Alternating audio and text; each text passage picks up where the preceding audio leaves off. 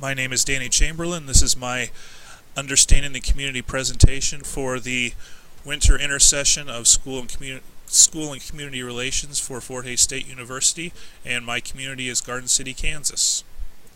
Garden City has a population of about 30,000 people. It's a rural, blue-collar community, but it is very diverse. One thing that makes it unique is that it's a majority-minority population, which means the majority of the residents are non-white. The majority of the population, about 60%, is Hispanic, but we do have small populations of Asian groups, Vietnamese and Thai. There used to be more of those, but they seem to be leaving the area. And there is a small and growing African population, which I'll explain about in a minute. The largest employers are Tyson and the school district, USD 457. The majority of the citizens are either middle or lower middle class. There have been an increasing number of immigrants from Somalia and Burma, which is now called Myanmar. These groups have created a conflict because they're very unfamiliar with American customs, and we are very unfamiliar with their customs. They're totally different, which has made the community members uncomfortable because the Somalians are all Muslims. Excuse me.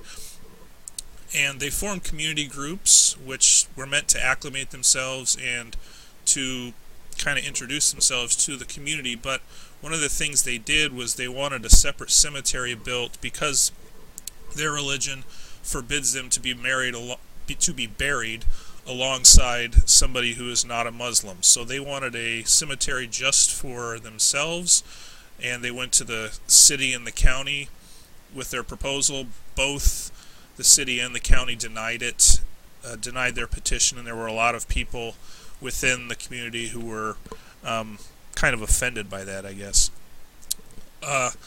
Very few Somalian children that I've seen, but there are Burmese children that are attending our school, which has created a conflict, especially with trying to communicate to the parents.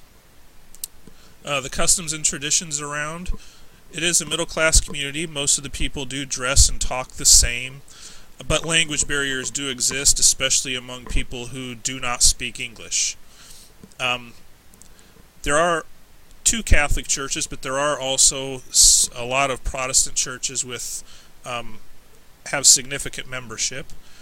The community does hold a lot of events during the year, as do Hispanic groups, their major event being Cinco de Mayo. There is an AM farm radio station that broadcasts around southwest Kansas, which a lot of the farmers especially will listen to. The only daily newspaper is the Garden City Telegram, and this is where I feel most English speakers get their local news because there is no Spanish edition, but there is a weekly Spanish newspaper. The high school also has a TV station, and they'll broadcast school board meetings, and they'll also broadcast some sporting events, graduation ceremonies, some things with prom also. The Hispanics will watch on TV, especially if they only speak Spanish, they'll watch Telemundo or Univision, but they don't have local affiliates, so they're getting the news from Mexico and from Central America, which a lot of times interests them more than what's going on here because they came directly from there. A major way of receiving information in our community, as in any small community, is word of mouth. You'll see a lot of people at McDonald's, especially older people, sitting and talking, and they're talking about what's going on in the community, what they like, what they don't like.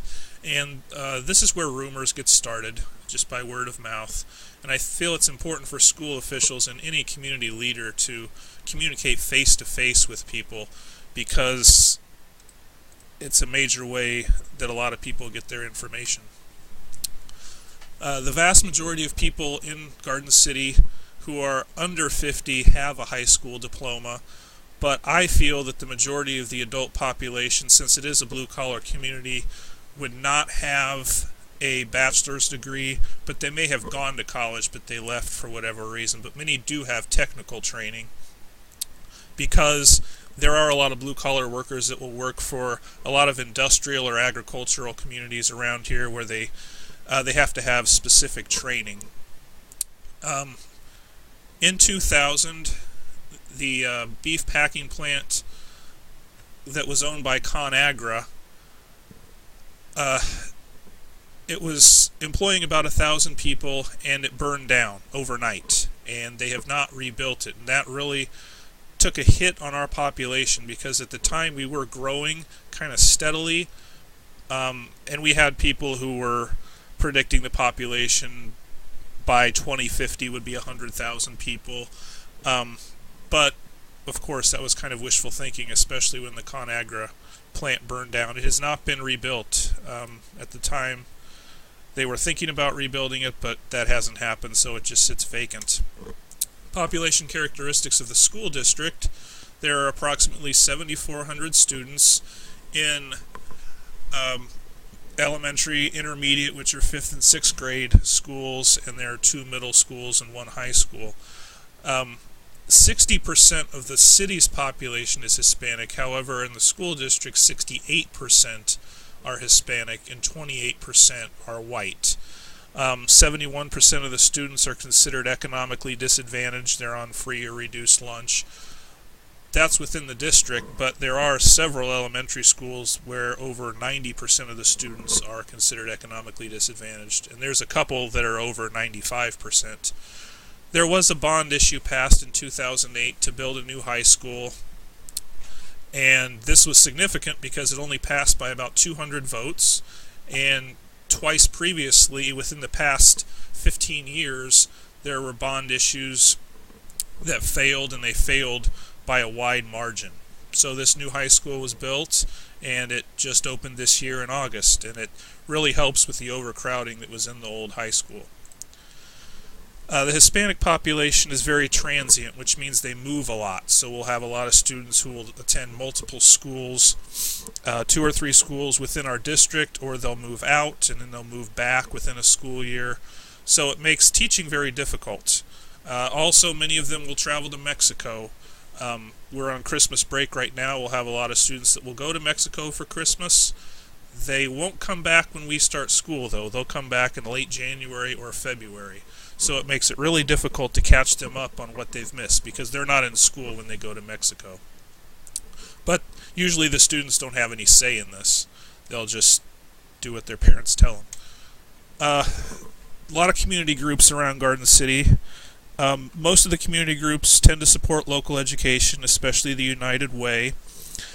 Most of the state and national representatives are either farmers or they have strong ties to the agriculture community, which you would imagine. There is a large demographic of older people who are very fiscally conservative. They don't want their taxes raised, especially their property taxes at all. They feel they're too high already. They were the main opposition to the bond issues that we've had in the past, and they are very politically active.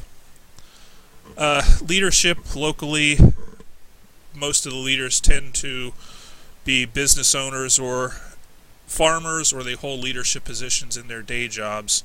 So they influence public policy, and thus they influence the public. Hispanics are a large percentage of the population. They're the majority, but they are very underrepresented in city, county, and school government. Don't really know why this is. It's not like we don't vote for them, they just don't run. So for whatever reason they choose not to run. There is one member of the school board who is Hispanic, and he's kind of an advocate for that community. Characteristics of the community leaders: they have to be very accessible, because in a small town everybody knows who you are. Everybody sees you when you go to the grocery store or you go out to eat, and most of them are not shy about telling you what they think about the job you're doing. In the school district, there are a lot of teachers who grumble about the current school board just being a yes men or yes women for district administration and just going along with whatever they propose. An example of that was 2 years ago. The superintendent received a raise while No other teachers and no other district administrators received a raise. He was the only one. However, he didn't ask for it. It was just voted on by the school board, so it wasn't like he was going to turn it down. Economic conditions. We have an unemployment rate of 4.4%, which is very low when you consider the state average. State unemployment average is 5.9%, and nationally it's currently 7.9%. The largest employer, as I talked about, is Tyson, and it's remained pretty stable. But if they should have layoffs at the plant, this will affect our local economy, of course, because it is the largest employer. The school district, it's suffered a drop in state education funding, as has everybody else throughout the state.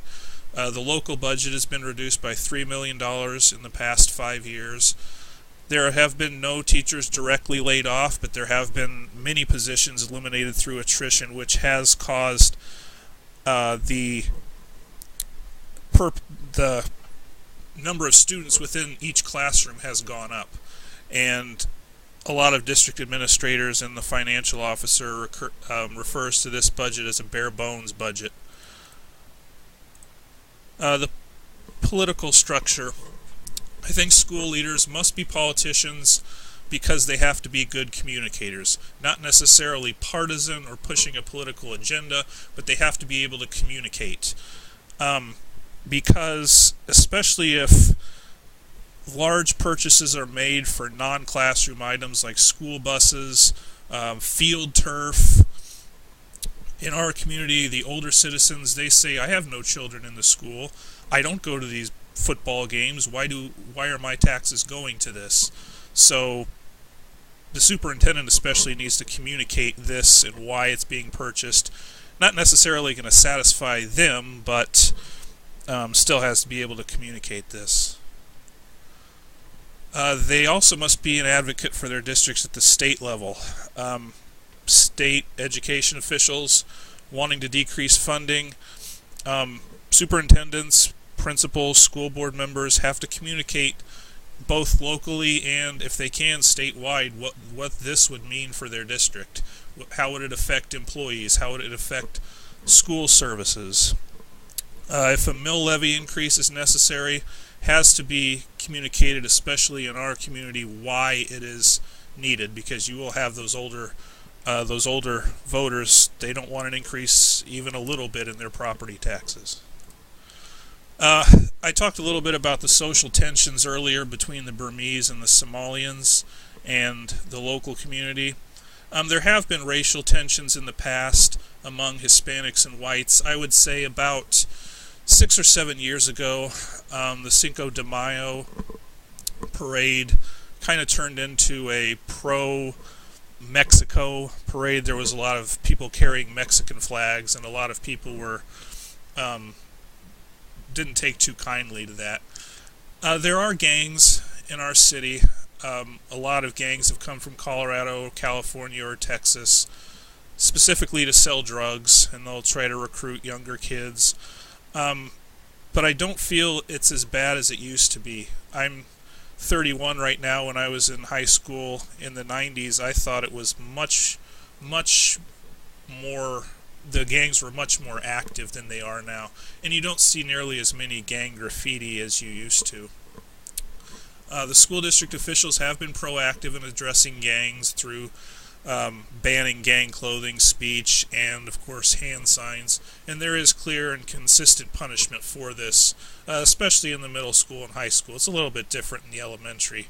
But I did talk about the tension continuing in the community among Somalian immigrants and their customs, as well as the Burmese. This concludes my presentation. Thank you for listening.